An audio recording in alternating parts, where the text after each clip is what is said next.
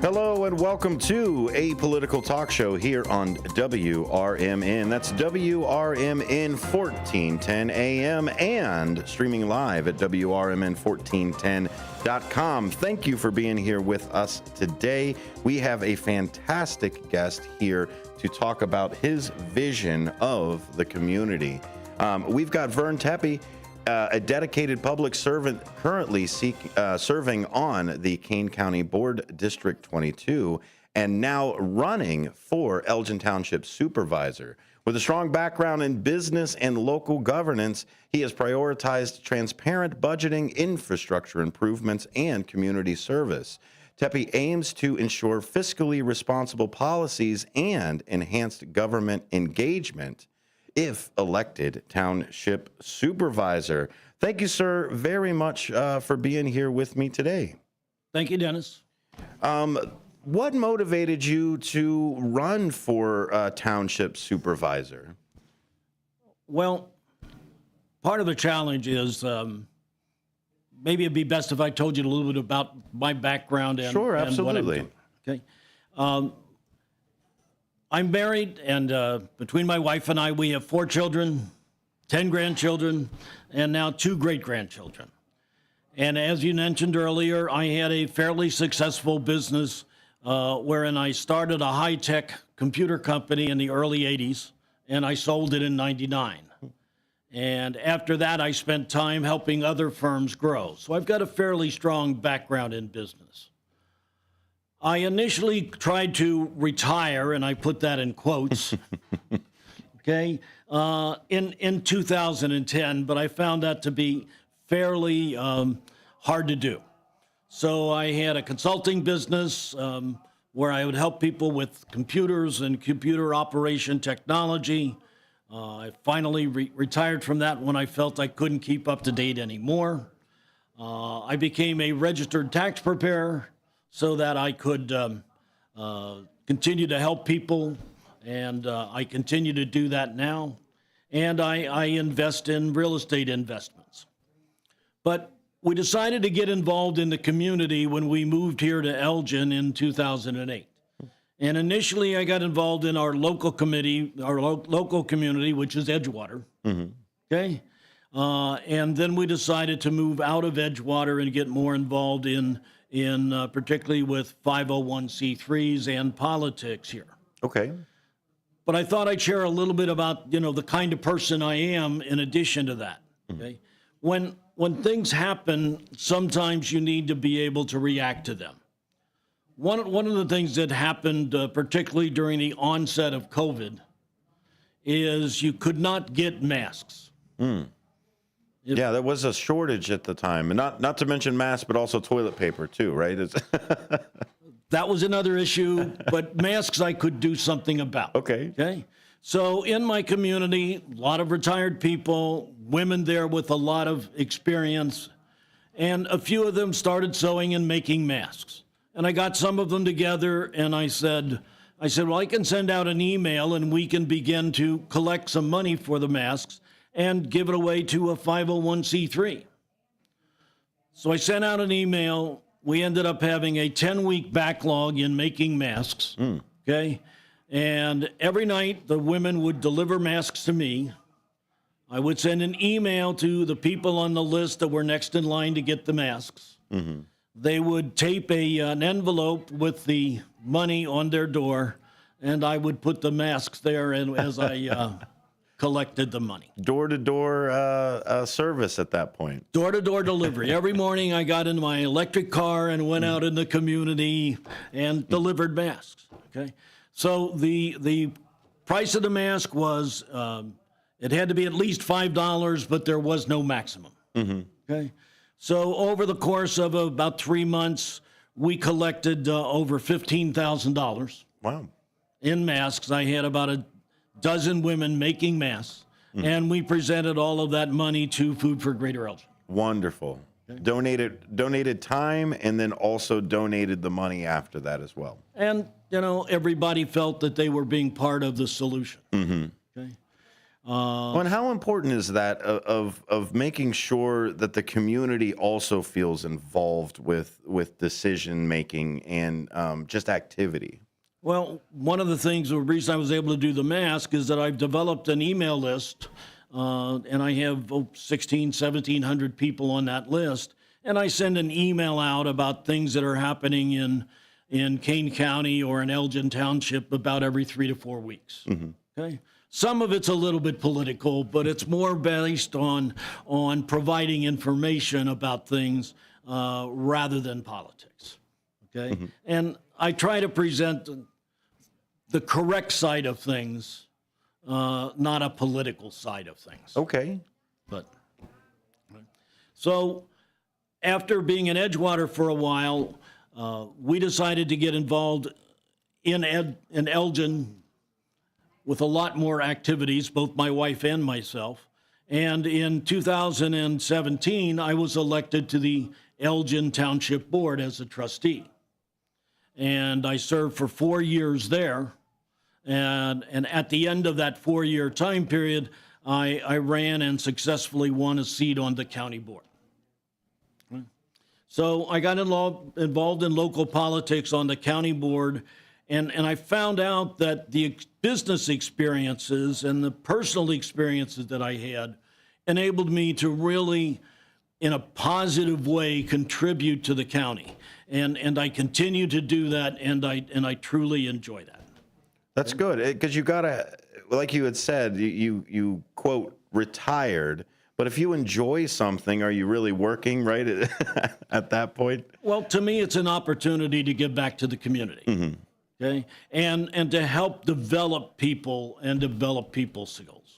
Because I've heard a few times in leadership isn't necessarily how many people follow you, but how many leaders you have made in that same kind of side. And I agree with that. And I agree with that.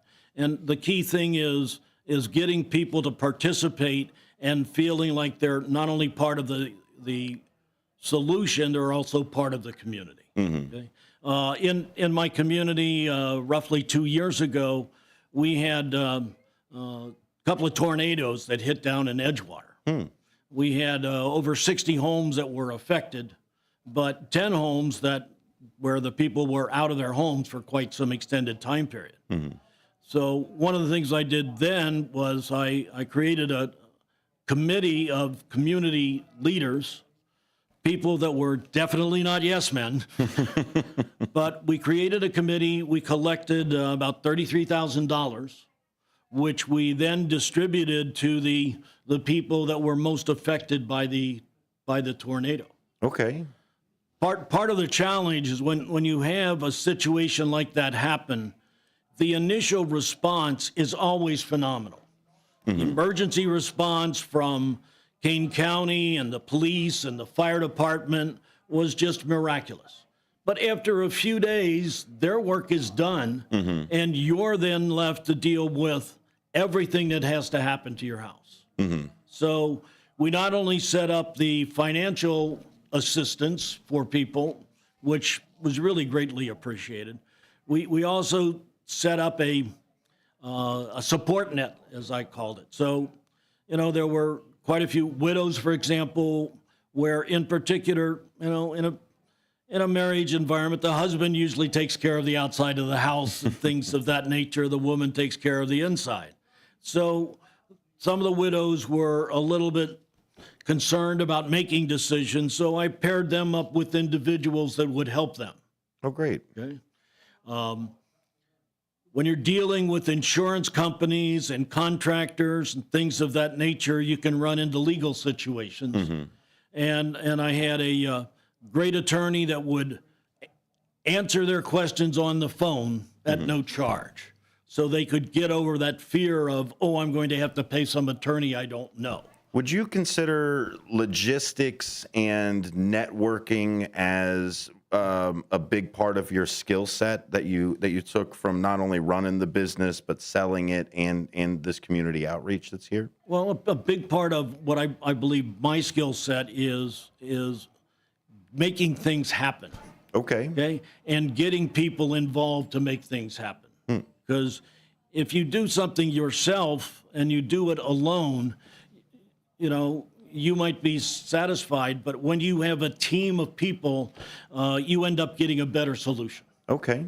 No, I understand that, especially like you were saying with your yes men. You don't want yes men around because then you might as well just be doing it yourself again. That's correct.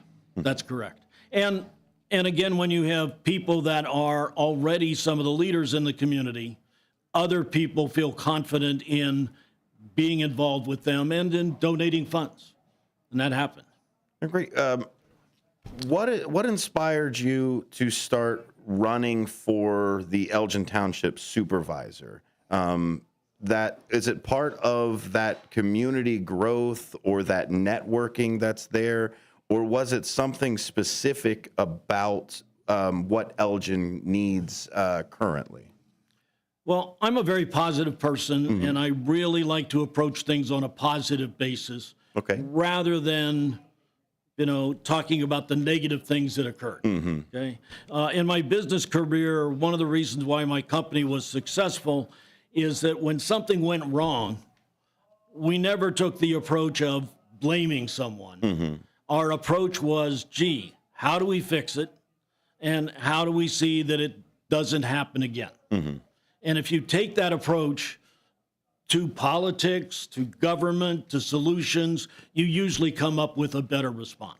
As opposed to, let's just get rid of this person because they made a mistake, and then therefore that might be the reason that it won't happen again. But if there's no correction or no education on how to prevent something from happening again, all you've really done is just kind of let somebody go, and there's no real correction behind it. Is that your philosophy on it?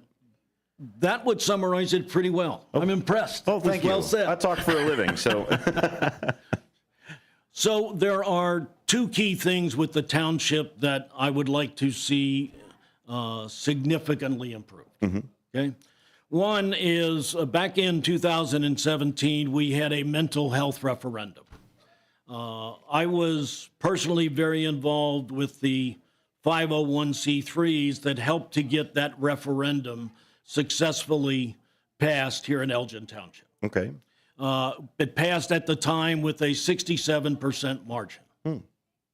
That's hard to get with almost anything these days. Correct. As it happened, there was a glitch associated with that particular referendum, and the county clerk refused to collect the funds.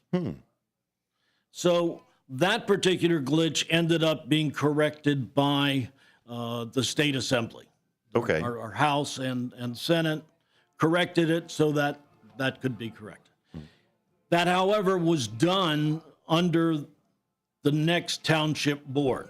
Okay. So we, the township board that I was on, we had created a mental health board, and they were making plans to get things together to work. Okay? But after the new board came in, they completely fired the initial mental health board. So that when the situation was rectified by the state, they had a very short time period in which to create a new mental health board, okay, and then begin to put things in motion. And that was the part of the delay in getting the funds, or part of the glitch, as you say. And this happened in 2021 and 2022. Okay. They made several mistakes associated with that, which have further delayed some of the key implementation of the mental health board. Okay. So one of the things I would like to see orchestrated is to see that mental health board really established well, to make sure that it is represented properly by the community. Because the mental health board controls the funds and how they get distributed, but the members are selected and approved by the township board. Gotcha. So there is a little bit of that checks and balances, or at least a little bit of oversight with it. And involvement. The township has a member that is on the mental health board, but the key thing is to make sure that I feel that it's really representative of what the community wants. Great. when they were talking about initial funding, virtually all the people that came and proposed the kinds of funds that they should collect were not properly listened to. Okay. And is that one of the main reasons of why you decided to throw your hat into this candidacy? That's one. Okay. Okay. A second one is that townships are very different. Elgin Township has a total of about 15 employees. Okay. Next door to us, Hanover Township has about 110. Oh, my goodness. Okay? So many of the things that are done in Hanover Township are done very, very differently or not at all here in Elgin Township. For example, the entire senior program in Hanover Township is run by the township. Okay. They also have a series of small buses that they go around and pick up seniors and take them to different places. We don't have that being done by the township here in Elgin. Okay. Primary organization is Senior Services, which holds programs not only at their own facility, okay, but at Elgin Township. So those kinds of programs are going on. Okay. But what it is Elgin Township, instead of having personnel, funds organizations, and the funding that is the fall funding, it's about $500,000 in funds that they distribute to local organizations who request it. Okay. Under the current trustees, when that was done when part of that was done in 2022 with funding for the summer grants, okay, it was just done very, very badly. Some of the organizations were treated to questions that were inappropriate. Okay. So I don't want to dwell upon that. I want to make sure that going forward that does not occur again. Back to correct the problem and make sure it doesn't happen, as opposed to throwing blame. Correct. Go ahead. And the last key thing, okay, is that there's a lot of upheaval going on now associated with are people here legally, what's going to happen to the families. There's so much disruption that I want to see in at least Elgin Township in a position where it doesn't matter what your political affiliation is. It doesn't matter what your sexual orientation is. It doesn't matter what your views are, that you can feel comfortable coming to Elgin Township and being part of that community. And that's what fosters a community as well, is that open invitation, right? It is the melting pot of America is what we were originally founded upon, to actually bring in the weak, the tired, your poor. And I think that extends to that open arms type of side to the community, to allow them, different people to come in.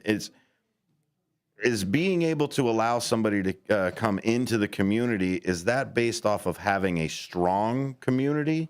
And then that allows them to be welcomed in, as opposed to if they're having some issues with financing or with the vision, does it make it harder for a community to welcome people in? I don't think so, not here in Elgin. Okay. I think Elgin is an extremely welcoming community, okay? I just want to make sure that is the situation at Elgin Township. Absolutely. Let's Okay. do it from there.